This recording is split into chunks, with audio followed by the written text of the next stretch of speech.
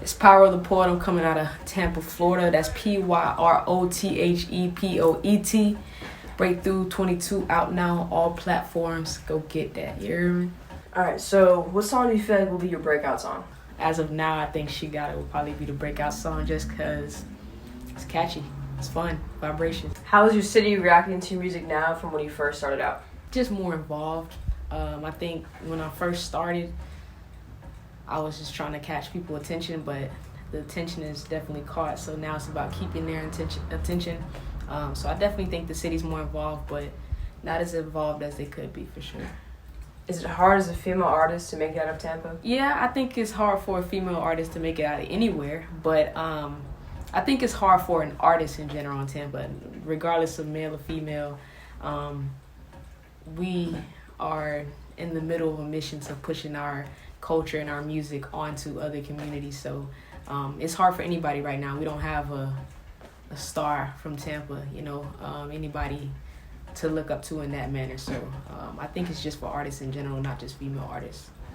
And what's your plan as far as putting the city on? The plan is to just eat, just attack, just keep applying pressure. Speak on your single Scars, and what's the concept behind that song? Scars is actually one of my favorite songs. Right now it's actually my favorite video still. But the concept behind it is just being true to yourself. Stay true to yourself and never change. As long as you know who you are inside, that's all that matters. That song just allowed me to bring everything that I had out of myself. I actually had to write the song twice.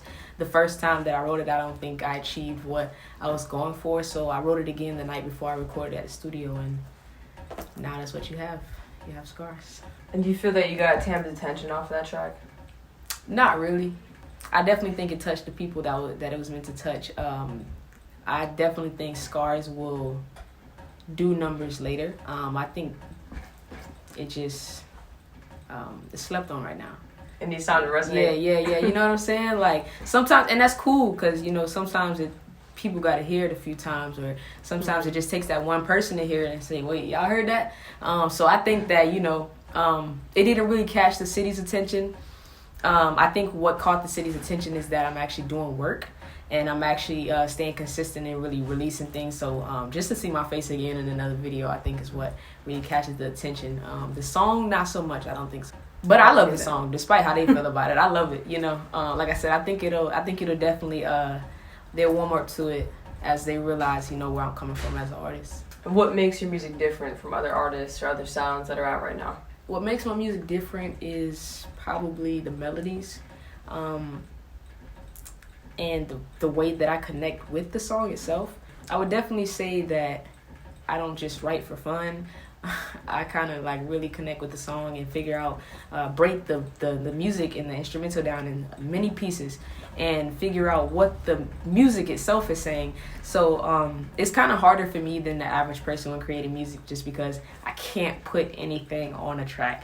So I think people can hear the effort is really what it is. It's like you hear that I'm actually trying, and you hear a lot of my childhood. I grew up in the church, so you can hear a lot of that soul and spiritual connection, all of it, the energy and all. I try to put everything into the music, so I think the vibrations and it's deeper than just words. It's deeper than just the instrumental. It's deeper than just, oh, that's a hard beat. Like, I want to make you feel it by the end of the song, for sure.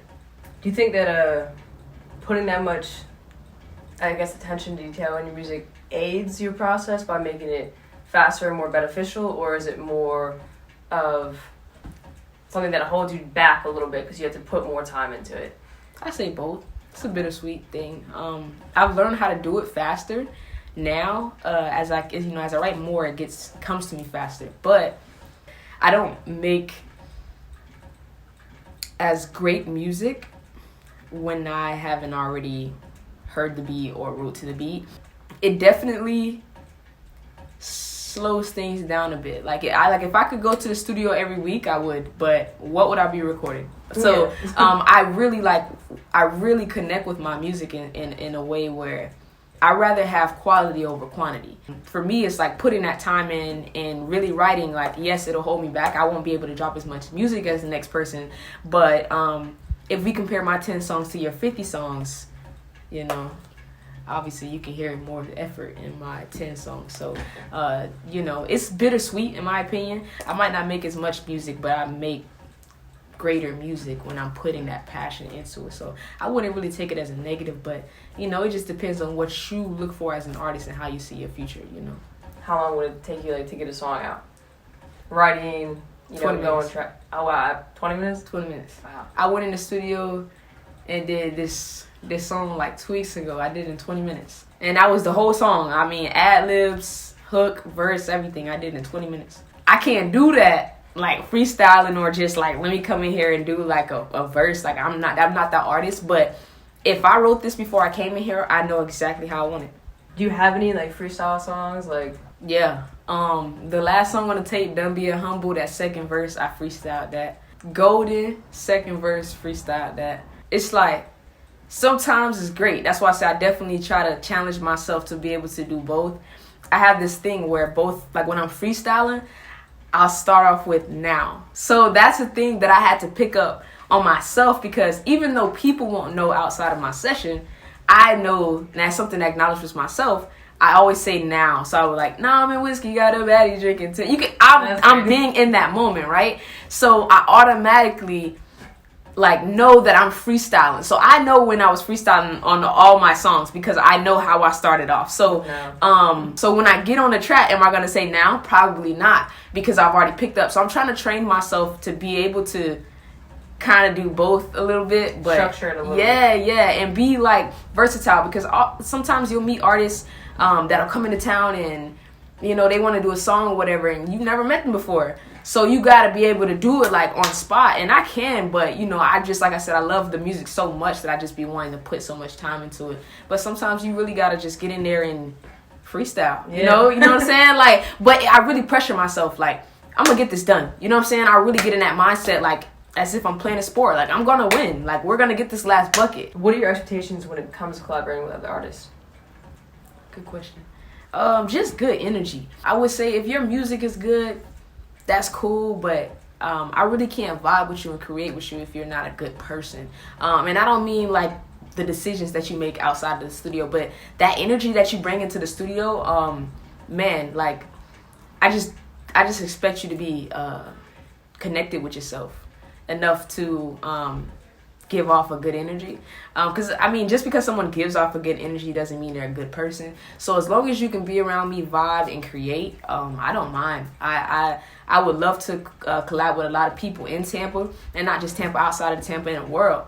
But that's all I expect, is just good energy and good music, man. Like, we ain't got to be friends. We ain't got to be BFFs. Like, you know, money is money, business is business. But as long as somebody can come around me, good vibes, I'm all good, man, for real.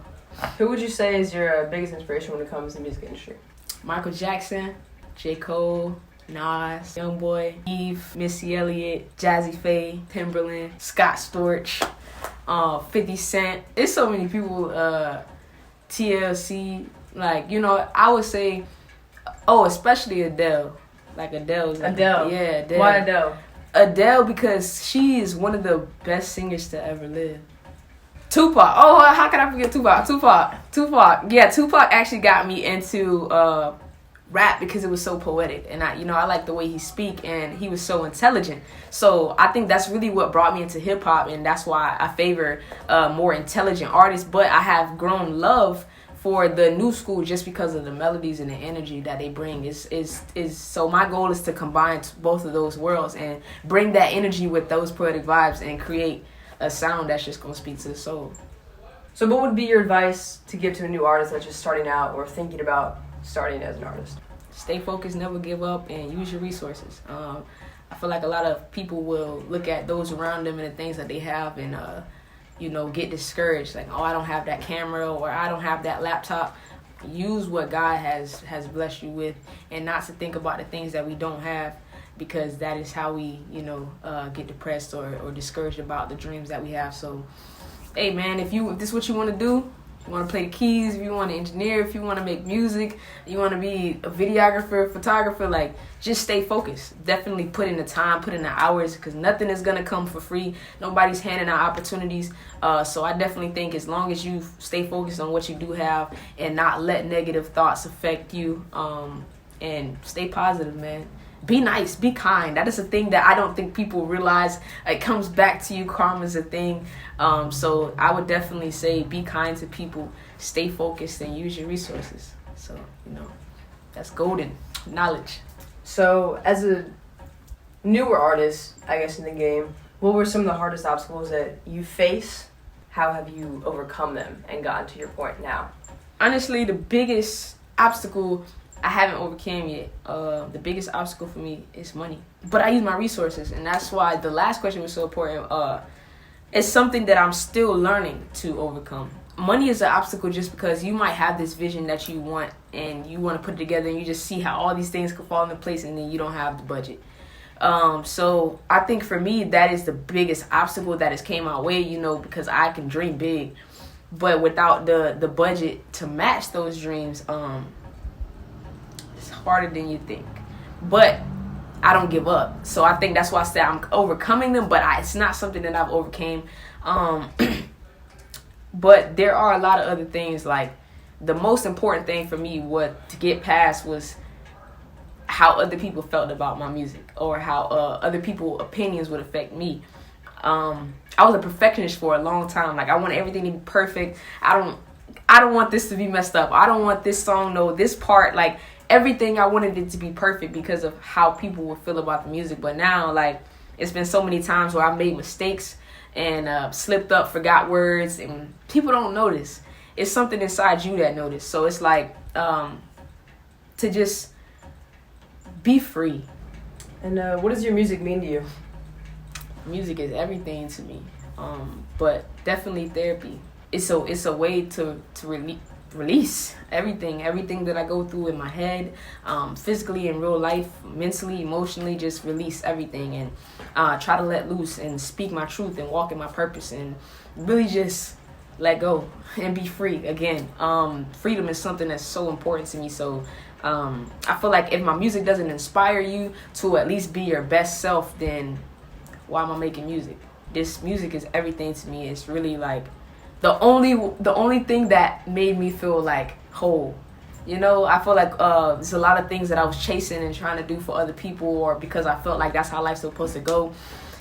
And I kept ending back up here. I tried to break away, and it just wasn't for me. This is home for me. So just gonna accept it and make the best of it and give it all I got, because it's everything to me. Where can everyone follow you at, and who would you like to shout out? You can follow me on pretty much everything at PYROTHEPOET, PyroThePoet. Shit, shout out Taylor, shout out D Major, shout out Jay Grilla, shout out Seth Got Waves, Zoe Block, K Hendricks, shout out Skylar and James, my engineers, shout out Ashley, Fair Game, Music Cartel, shout out everybody that showed me love, from Zoe Block, Zoe Fam, everybody.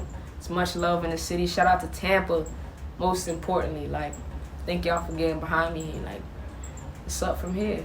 No, shout out to AMillion Magazine. You know what I'm saying? Shout out to them. It's love. Shout out to A&R Lou. Shout out to Florida Up Next. Shout out everybody that showed me love even when they don't got to. So it's much appreciated for sure.